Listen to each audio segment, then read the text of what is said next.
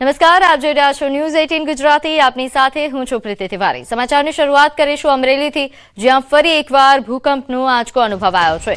મોડી રાત્રે 3.7ની તીવ્રતાનો ભૂકંપ અનુભવાયો।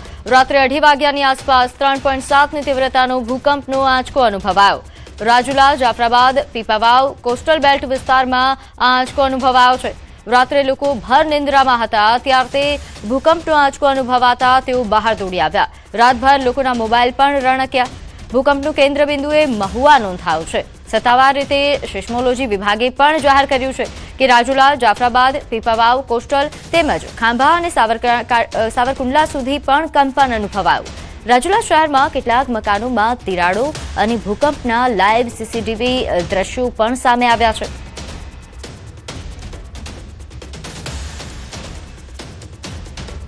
રાજુલા શહેરમાં આજે 2:24 રાત્રે જોરદાર ધરતીકંપનો આંચકો આવ્યો। આંચકો ભયાનક હતો કે જોરદાર અવાજ પણ આવ્યો અને રાજુલા શહેરમાં અત્યારે માણસો રોડ ઉપર દોડીને આવી ગયા અને અમે પણ ખુદ ઘરમાંથી દોડીને રોડ ઉપર આવી ગયા અને ભયાનક આંચકો આવ્યો। આંચકો એટલો બધો ભયાનક હતો કે હજી કોઈ નુકસાનીની આશંકા તો કઈ છે નહીં।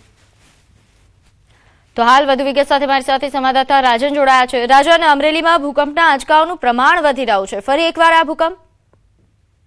બિલકુલ પ્રીતિ, આમ જોવા જઈએ તો છેલ્લા 10 દિવસથી સતત ભૂકંપના આંચકા આવી રહ્યા છે, પરંતુ ગત મધ્યરાત્રિએ લગભગ 2:30 વાગ્યા આસપાસ જે ભૂકંપનો આંચકો આવ્યો એ સૌથી મોટો હતો। 3.7 ની તીવ્રતાનો આંચકો હતો, જેમણે કોસ્ટલ બેલ્ટ વિસ્તારમાં સૌથી વધુ અસર અનુભવી હતી। ખાસ કરીને રાજુલા, જાફરાબાદ, પીપાવ કોસ્ટલ બેલ્ટમાં સૌથી વધુ આની અસર જોવા મળી હતી। કેટલાક મકાનોમાં તિરાડ પડી ગઈ હોય તે પ્રકારના દ્રશ્યો પણ સામે આવ્યા છે। આ સિવાય સાવરકુંડલા, ખાંભા અને છેક અમરેલી સુધી આની અસર જોવા મળી હતી, ઓછા વત્તા અંશે। આ સમગ્ર જે ઘટના બની રહી છે છેલ્લા 10 દિવસથી, તેના કારણે લોકોમાં ફફડાટ છે, કારણ કે સાવરકુંડલાના મિતિયાળા વિસ્તારમાં પણ સતત ભૂકંપના આંચકાઓ આવી રહ્યા છે। ગઈકાલે જે ભૂકંપ આવ્યો તેનું કેન્દ્ર બિંદુ મહુવા આસપાસ હોવાનું સિસ્મોલોજીએ જણાવ્યું હતું। પ્રીતિ, જી આભાર માહિતી આપવા બદલ। આગળ વાત કરીએ, સુરતમાં 800 રૂપિયાની લેતી દેતી મામલે મારામારી થઈ। અડાજણ હનીપાર્ક રોડ પર 2 જૂથ વચ્ચે અથડામણ સર્જાયું। 2 પક્ષો વચ્ચે છૂટા હાથની મારામારી થઈ। લાકડાના ફટકા પડ્યા અને પથ્થરમારો કરવામાં આવ્યો। ઘટનાને લઈને સ્થાનિક લોકોમાં દોડધામનો માહોલ જોવા મળ્યો હતો। ઘટનાની જાણ થતાં જ પોલીસ પણ ઘટના સ્થળે પહોંચી। અડાજણ પોલીસે હાલ સામસામે ફરિયાદ નોંધી વધુ તપાસ શરૂ કરી છે। તો વધુ વિગત સાથે મારી સાથે સંવાદદાતા કીર્તિશ જોડાઈ ગયા છે। કીર્તિશ, સુરતમાં જે મારામારીના દ્રશ્યો સામે આવ્યા છે, શું કારણો? બિલકુલ, સુરતના અડાજણ વિસ્તારની ઘટના છે। હનીપાર્ક રોડ ઉપર 2 જૂથ આમને સામને આવી ગયા હતા। લાકડીના પટકા હોય તે એકબીજાને પથ્થર મારતા જોવા મળી રહ્યા છે। સમગ્ર ઘટનામાં જે રીતે બંને જૂથો લડી રહ્યા હતા, ઘટનાની જાણ પોલીસને કરતા પોલીસ તાત્કાલિક ઘટના સ્થળે દોડી આવી હતી। પોલીસની તપાસમાં સામે આવ્યું છે કે માત્ર 800 રૂપિયાની લેતી દેતીમાં બંને પક્ષો સામે આવી ગયા અને છૂટાની મારામારી કરતા એક સમય માટે સમગ્ર વિસ્તારમાં ડર સાથે ભયનો માહોલ ફેલાઈ ગયો હતો। જોકે પોલીસે આ મામલે હાલ ગુનો દાખલ કરી તપાસ શરૂ કરી છે। જી આભાર માહિતી આપવા બદલ। તો અમદાવાદના ચાંગોદરમાં 2 જૂથ સામસામે આવ્યા। અપશબ્દો બોલવા બાબતે ઝઘડો થયો હતો। ચાંગોદરમાં પોલીસનું ચાંપતો પોલીસ બંદોબસ્ત ગોઠવી દેવામાં આવ્યો છે। હાલ પોલીસે મામલો શાંત પાડ્યો છે। તો અમદાવાદના ચાંગોદર વિસ્તારની આ ઘટના છે, જ્યાં અપશબ્દો બોલવા બાબતે મારામારી સર્જાઈ હતી અને 2 જૂથ જે આમને સામને આવી ગયા અને જે બાદ ચાંગોદર પોલીસને જાણ કરવામાં આવી। હાલ પોલીસ દ્વારા ચાંપતો બંદોબસ્ત ગોઠવી દેવામાં આવ્યો છે। મામલો હાલ પૂરતો શાંત પડ્યો છે। આગળ વાત કરીએ, ઉત્તર પ્રદેશના કાનપુરમાં કાર ચાલકે એક યુવાનને કચડી નાખ્યો। આ બનાવ સીસીટીવી કેમેરામાં કેદ થઈ છે। અહીં સીસીટીવી કેમેરામાં જે રીતે દ્રશ્યો સામે આવ્યા છે, જે બાદ પોલીસ કાર્યવાહી પણ હાથ ધરાઈ છે। પોલીસની 2 ટીમોએ આરોપીની શોધમાં આખી રાત આ વિસ્તારમાં દરોડા પાડ્યા। પોલીસે આરોપીના ઘરેથી કાર પણ જપ્ત કરી। આ જ કારે દુકાનદારને ટક્કર મારીને 50 મીટર સુધી ખેંચી લીધો હતો। આ ઘટના એ ચક્રી પોલીસ સ્ટેશન વિસ્તારમાં બની હતી। તો ઉત્તર પ્રદેશની આ ઘટના છે જેમાં કાર ચાલકે યુવકને કચડી નાખવાનો પ્રયાસ કર્યો. આ સમગ્ર ઘટનાના ચોંકાવનારા સીસીટીવી ફૂટેજ સામે આવ્યા છે. આ ફૂટેજના આધારે પોલીસે કાર્યવાહી શરૂ કરી છે અને આરોપીને શોધી પાડવા માટે ચક્રો ગતિમાન કરવામાં આવ્યા. આખી રાત પોલીસ દ્વારા ચાંપતો બંદોબસ્ત ગોઠવવામાં આવ્યો. પોલીસ દ્વારા આસપાસના વિસ્તારોમાં તપાસ હાથ ધરવામાં આવી હતી. ચક્રી પોલીસ સ્ટેશન વિસ્તારની આ ઘટના છે જ્યાં ઘટનાની જાણ થતાં જ પોલીસ એક્શન મોડ પર આવી છે. દ્રશ્યોમાં જોઈ શકાય છે કે કાર ચાલક યુવકને 50 મીટર સુધી ખસેડે છે. આગળ વાત કરીએ સુરતના ખજોદમાં લાગેલી આગ બાદ હજુ પણ સતત નીકળી રહેલા ધુમાડાને ડામવા માટે એસએમસીએ હવે ટેકનોલોજીનો સહારો લીધો છે. કચરાના ઢગલામાં ઊંડે સુધી પ્રસરેલી આગ અને મિથેન ગેસના કારણે પેદા થતા સબ સરફેસ સ્મોલ્ડરિંગને રોકવા માટે આધુનિક વિજ્ઞાનનો સહારો લેવામાં આવી રહ્યો છે. અમદાવાદના નિષ્ણાંતો દ્વારા તૈયાર કરાયેલ ખાસ રેનેઝાઇમ બાયોકલ્ચર અને ફાયર ફાઇટિંગ ફોર્મનો છંટકાવ કરીને આ પ્રયોગ શરૂ કરાયો છે. એટલું જ નહીં, દુર્ગમ વિસ્તારોમાં છંટકાવ કરવા માટે ડ્રોન ટેકનોલોજીનો પણ ઉપયોગ થઈ રહ્યો છે, જેથી સુરતવાસીઓને ધુમાડાના પ્રદૂષણથી કાયમી મુક્તિ મળી શકે.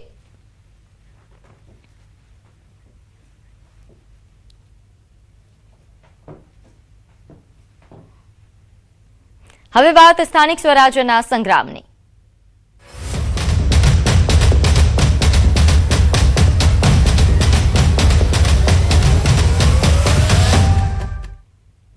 તો આખરે અમદાવાદમાં જિલ્લા અને તાલુકા પંચાયત અને નગરપાલિકાના નામોની યાદી ભારતીય જનતા પાર્ટીએ જાહેર કરી છે. ભાજપ પાર્લામેન્ટરી બોર્ડની બેઠક બાદ ફાઇનલ યાદી જાહેર થઈ.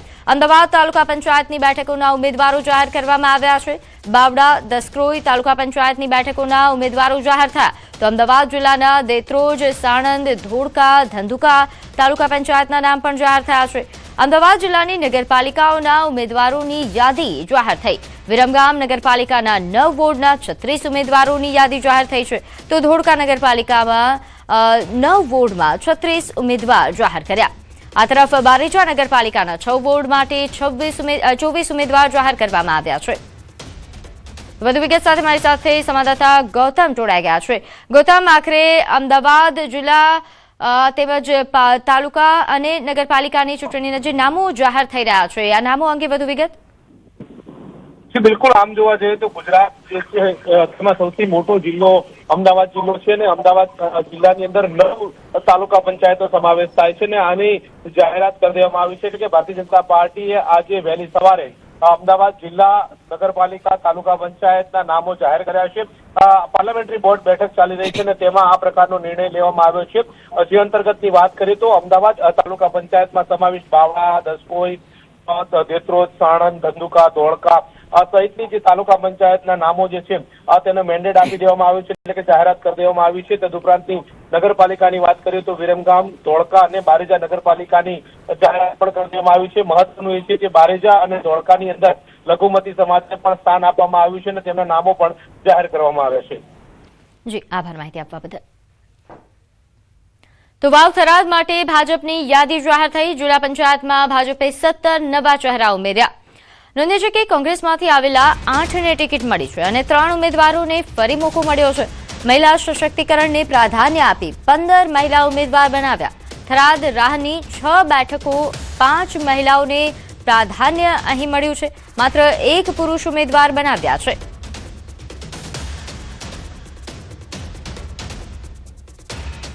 તો આ તરફ રાજકોટમાં ધોરાજીનું રાજકારણ ગરમાયું છે. કોંગ્રેસમાં જોડાયેલા પાટણ વાવના સરપંચે કલાકોમાં જ ભાજપમાં ઘર વાપસી કરી. સરપંચ કાનુભાઈ સાવલિયા ફરીથી ભાજપમાં જોડાયા છે. કાનભાઈ સાવલિયા કે જે ગઈકાલે કોંગ્રેસનો ખેસ ધારણ કર્યા બાદ ફરી ભાજપમાં જોડાયા. પોતાના સાથી આગેવાનો અને સભ્યો સાથે તેમણે કેસરીઓ ધારણ કર્યો. મને બધા ઘરવાળા વડીલોએ મને સમજાવ્યું આપણે ભાજપમાંથી છૂટાણા છીએ, ભાજપના વિકાસલક્ષી કામો છે, આપણે ભાજપ મૂકીને ક્યાંય જવું ન જોઈએ. મારી ભૂલ હતી ને વડીલોના સમજાવવાથી મને સમજણ આવી ગઈ કે આપણે ભાજપમાંથી છૂટાણા છીએ, રહેવું જોઈએ. મને મારી ભૂલ સમજાણી ને મેં સ્વીકારી. એટલા માટે હું પાછો આજે સાંજે ભાજપનો ખેસ પહેરી અને ફૂલ તાકાતથી ભાજપમાં જોડાઉં છું અને જિંદગીભર ભાજપમાં રહીશ. તો ખેડા જિલ્લાની સ્થાનિક સ્વરાજ્યની ચૂંટણીમાં ભાજપના ઉમેદવારો જાહેર કર્યા. તાલુકા પંચાયતમાં નવા ચહેરાઓની પસંદગી કરાઈ. નડિયાદ મનપામાં ભાજપે સૌથી વધુ જૂના ચહેરાઓ પર ભરોસો મૂક્યો. જિલ્લા પંચાયતના પૂર્વ પ્રમુખ અને ઉપપ્રમુખની ટિકિટ અપાઈ છે. તો માત્ર તાલુકા પંચાયતના પ્રમુખ અમિત પરમારને ફરી ટિકિટ ફાળવવામાં આવી. તાલુકા પંચાયતની હરિયાળા સીટ પર પણ ભાજપ યુવા મોરચાના પ્રમુખ પ્રતીક પટેલને ટિકિટ ફાળવવામાં આવી. જિલ્લા પંચાયતમાં માત્ર 6 થી 7 ઉમેદવારોને જ રિપીટ કરવામાં આવ્યા છે. પાલિકામાં પણ મોટાભાગે નવા ચહેરાઓને ટિકિટ ફાળવવામાં આવી. કટલાલમાં ગત ટર્મમાં સપામાંથી જીતેલા નિલેશ પરમારને ભાજપે પોતાના સિમ્બોલ પર ટિકિટ આપી છે. કપડવંજ પાલિકામાં ગત ટર્મમાં અપક્ષ તરીકે જીતેલા કોમલબેન પટેલની ભાજપે પસંદગી કરી. તો આ તરફ કણજરી પાલિકામાં ભાજપે 6 જૂના જોગીઓને રિપીટ કર્યા. તો હાલ ખેડામાં કે જ્યાં જે રીતે નામોની જાહેરાત થઈ, ઘણા જૂના ચહેરાઓને ફરી તક મળી, તો નવા ચહેરાઓને પણ ટિકિટ ફાળવવામાં આવી. ઘણા એવા પણ ચહેરાઓ છે કે જે અન્ય પક્ષમાંથી આવ્યા છે, તેમને પણ ચાન્સ આપવામાં આવ્યો છે. કઠલાલ બેઠક કે જ્યાં ગત ટર્મમાં સપામાંથી જીતેલા નિલેશ પરમારને ભાજપે પોતાના સિમ્બોલ પર ટિકિટ આપી છે. આ તરફ કપડવંજની વાત કરીએ, અહીં પાલિકામાં ગત ટર્મમાં અપક્ષ તરીકે જીતેલા કોમલબેન પટેલને ભાજપે પસંદગી કરી. વધુ વિગત સાથે મારી સાથે સંવાદદાતા ઉમંગ જોડાઈ ગયા છે. ઉમંગ, હાલ જે રીતે ભારતીય જનતા પાર્ટી દ્વારા નામોની જાહેરાત કરવામાં આવી છે, કેવા પ્રકારનો માહોલ? બિલકુલ ચોક્કસથી કોમલ, જે પ્રકારે વાત કરવામાં આવે તે પ્રકારે ખેડા જિલ્લાની અંદર જે પ્રકારે અત્યારે ચૂંટણીનું સ્થાનિક સ્વરાજ ચૂંટણીના ફોર્મ ભરવા છેલ્લા 2 દિવસ બાકી રહ્યા છે, ત્યારે ભાજપે ગઈકાલે મોડી રાત્રે 12 વાગે યાદી જાહેર કરી હતી. સૌથી મહત્વની વાત કરવામાં આવે તો નડિયાદ મહાનગરપાલિકા વખતે થઈ છે, તેના સિવાયની જે તમામ જે તાલુકા અને જિલ્લા પંચાયત ત્યાં આગળ મોટે ભાગે નવા ચહેરાને ટિકિટ આપવામાં આવી છે. માત્ર 10% જેટલા ઉમેદવારોને જૂના જોગીને રિપીટ કરવામાં આવે છે. નવા કાર્યકર્તાઓ ટિકિટ આપવામાં આવી છે. કપડવંજ નગરપાલિકાની વાત કરીએ તો કપડવંજ નગરપાલિકાના અંદર જે અપક્ષ ઉમેદવારો હતા તેમને ભાજપમાં આ વખતે સમાવીને તેમને ભાજપ દ્વારા મેન્ડેટ આપવામાં આવ્યું છે. તેવી રીતે કઠલાલમાં પણ જે ગઈ વખતે સપામાંથી લડ્યા હતા તેમને ભાજપનું મેન્ડેટ આપવામાં આવ્યું છે. ખેડા જિલ્લા પંચાયતના પ્રમુખ અને જે ઉપપ્રમુખ હતા પૂર્વ, તેમની ટિકિટ કાપવામાં આવી છે. સાથે સાથે યુવા મોરચા ભારતીય જનતા પાર્ટીના જે પ્રમુખ હતા પ્રતીક પટેલ, મોન્ટુ પટેલ, તેને હરિયાળા તાલુકા પંચાયત સીટ ઉપરથી ટિકિટ આપવામાં આવી છે. તેવી રીતે ગુજરાત રાષ્ટ્રીય ઠાકોર સેનાના પ્રમુખ ઈશ્વર પરમાર છે, તેમને ગળતેશ્વર તાલુકા પંચાયતની અંદર ટિકિટ આપવામાં આવી છે. તેવી જ રીતે તમામ સીટો જાહેર. પણ સૌથી મહત્વની વાત એ છે કે ખેડા પંચાયતની જે 42 સીટો છે તેમાં પાલી જિલ્લા પંચાયત સીટના હજુ ઉમેદવાર જાહેર નથી, બેસાયો છે. તેવી જ રીતે કાસરા નગરપાલિકાની અંદર ભાજપને કેટલાક વોર્ડની અંદર ઉમેદવાર મળ્યા હોય તે પણ સ્થિતિ સર્જાય છે. પરંતુ આ જે ટિકિટો આપવામાં આવી છે તેને કારણે ક્યાંક ભાજપમાં અંદર કોને રોષ પણ થયો તેવા અત્યારે સમાચાર અત્યારે પ્રાપ્ત થઈ રહ્યા છે. જી કોમલ. જી, આભાર માહિતી આપવા બદલ.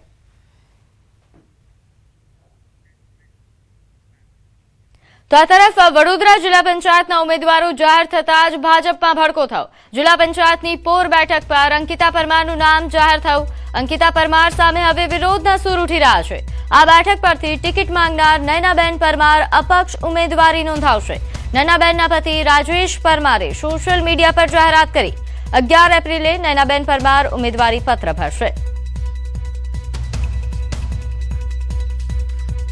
તો દાહોદમાં ભાજપની યાદી જાહેર થતા જ ભડકો થયો. પક્ષની નો રિપીટ થિયરીના લીધે અનેક જૂના જોગીઓના પત્તા કપાયા, જેના પગલે દાહોદ નગરપાલિકાના વોર્ડ નંબરના 1ના લોકપ્રિય કાઉન્સિલર લખન રાજગોરે પક્ષના સક્રિય અને પ્રાથમિક સભ્ય પદેથી રાજીનામું ધરી દીધું.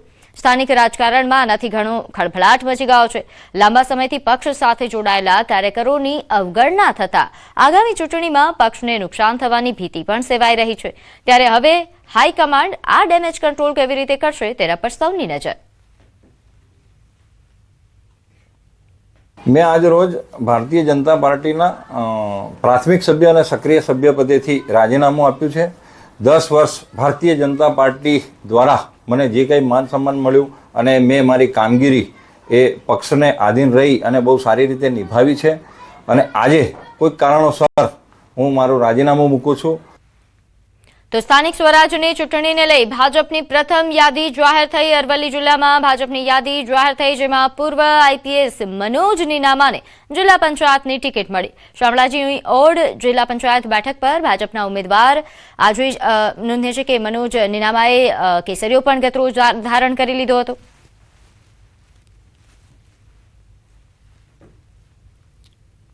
ઓડ જિલ્લા પંચાયત માટે ભાજપના ઉમેદવાર તરીકે મારી પસંદગી કરવામાં આવી છે, તો એના માટે પણ હું સમગ્ર ટીમનો ખૂબ ખૂબ આભાર માનું છું.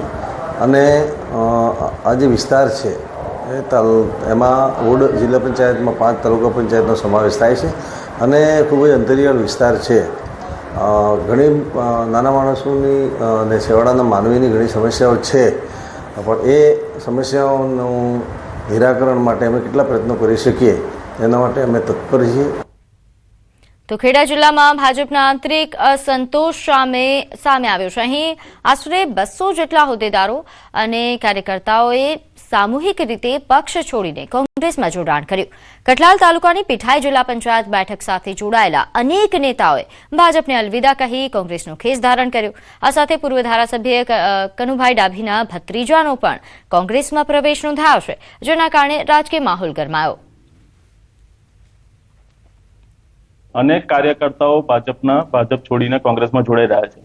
આજરોજ કઠલાલ તાલુકાના 200 કાર્યકર્તાઓ સાથે તેમના તાલુકાના મહેશભાઈ સનાભાઈ ડાભી, પૂર્વ ધારાસભ્ય શ્રી કનુભાઈ ડાભીના ભત્રીજા છે, આગેવાનો અને કાર્યકર્તાઓ એમ મળીને 200 કાર્યકર્તાઓ સાથે આજરોજ કોંગ્રેસ પાર્ટીમાં વિધિવત રીતે જોડાયા છે. કોંગ્રેસમાં જોડાવાનું કારણ એ જ છે કે ઘણા વર્ષો છેલ્લા 22 વર્ષથી ભારતીય જનતા પાર્ટીનો હું કાર્યકર હતો.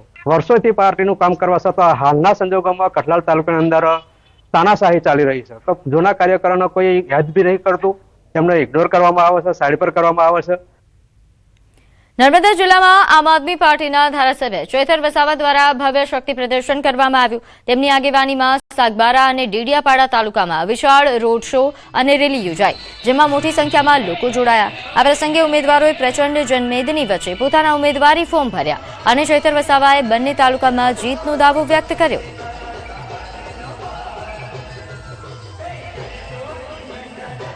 સમાચારમાં આગળ નજર કરીએ. ઈરાન અને અમેરિકા વચ્ચે 2 અઠવાડિયાનું યુદ્ધ વિરામ થતાં જ વૈશ્વિક બજારોમાં લાંબા સમય બાદ રાહતનો શ્વાસ જોવા મળ્યો. ભૌગોલિક રાજકીય તણાવ ઘટવાના કારણે અહીં રોકાણકારોનો ઉત્સાહ વધ્યો છે, જેની સીધા પરિણામરૂપ ભારતીય શેર બજારમાં પણ તેજીના સંકેત જોવા મળી રહ્યા છે. ખાસ કરીને બેન્કિંગ, આઈટી, મેટલ અને ઓઇલ ગેસ સેક્ટરમાં લેવાલી વધવાની શક્યતા છે. જ્યારે બીજી તરફ સુરક્ષિત ગણાતા એવા સોના ચાંદીના ભાવમાં મોટો ઘટાડો જોવા મળી શકે છે. બજારના નિષ્ણાતો માને છે કે જો ક્રૂડ ઓઇલના ભાવમાં સ્થિરતા આવશે તો ભારતીય અર્થતંત્ર માટે આ ગોલ્ડન ટાઈમ સાબિત થઈ શકે.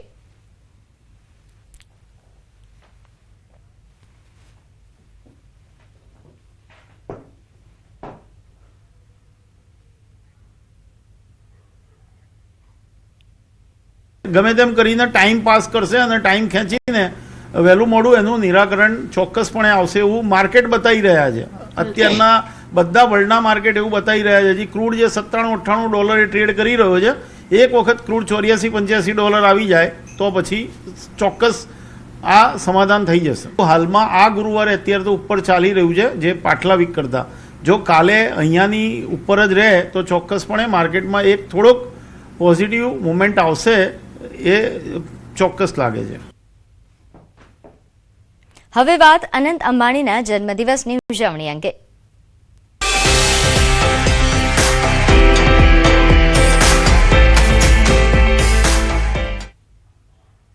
અનંત અંબાણીના જન્મદિવસની ધમાકેદાર ઉજવણીઓ થઈ રહી છે. ક્યાંક સેવાની સરવાણી વહી રહી છે તો ક્યાંક ડાયરાની મોજ થઈ રહી છે.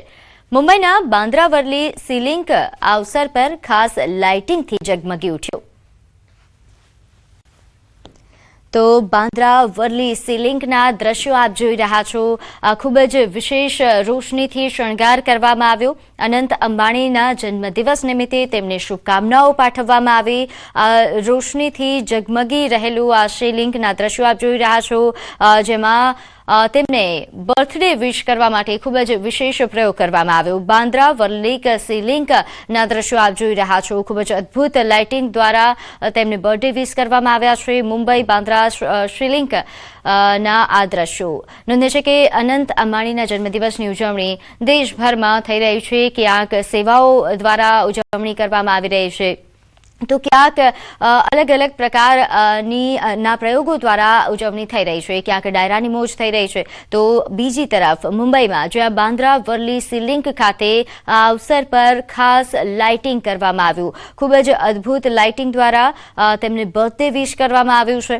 અનંત અંબાણીના જન્મદિવસની ઉજવણી પ્રસંગે હાલ આ પ્રકારના કાર્યક્રમો છેલ્લા ગતરોજથી જ શરૂ કરવામાં આવ્યા છે. ઘણા એવા મંદિરો છે જ્યાં સેવા કાર્યોની સરવાણી શરૂ થઈ છે, તો ક્યાંક ડાયરાની મોજ થઈ રહી છે. ઘણા એવા સેવા કાર્યોની શરૂઆત ગતરોજથી જ કરી દેવામાં આવી. ઘણી શાળાઓમાં પણ રિલાયન્સ ફાઉન્ડેશન દ્વારા જે રીતે દાન આપવામાં આવ્યું છે, બાળકોના ચહેરા પર ખૂબ જ અલગ જે ખુશી તે જોવા મળી હતી અને તે જ પ્રકારે હવે મુંબઈથી આ દ્રશ્યો ખૂબ જ અદભુત દ્રશ્યો સામે આવ્યા. તો આગળ વાત કરીએ જામનગરના જોગવડ ખાતે અનંત અંબાણીના જન્મદિવસની ઉજવણી કરવામાં આવી. અનંત અંબાણીના 31મા જન્મદિવસ નિમિત્તે ગ્રામજનો માટે ભોજનની ખાસ વ્યવસ્થા કરવામાં આવી. અન્ય સેવા અંતર્ગત રિલાયન્સ દ્વારા અનંત અંબાણીના જન્મદિવસ નિમિત્તે 8 થી 10,000 ગ્રામજનોએ આ ભોજન સમારોહનો લાભ લીધો.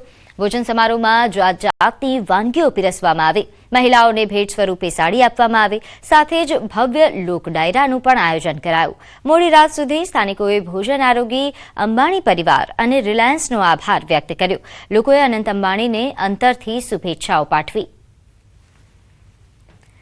તો ગ્રામજનો માટે ભોજનની ખાસ વ્યવસ્થા કરવામાં આવી છે. જામનગરના આપ દ્રશ્યો જોઈ રહ્યા છો, જ્યાં 8 થી 10,000 ગ્રામજનોએ એક સાથે ભોજનનો લહાવો લીધો અને અહીં મહિલાઓને ભેટ સ્વરૂપે સાડી પણ આપવામાં આવી. સાથે લોક ડાયરાનું ખૂબ જ ભવ્ય આયોજન કરવામાં આવ્યું હતું, જેનો પણ લોકોએ લાભ લીધો હતો.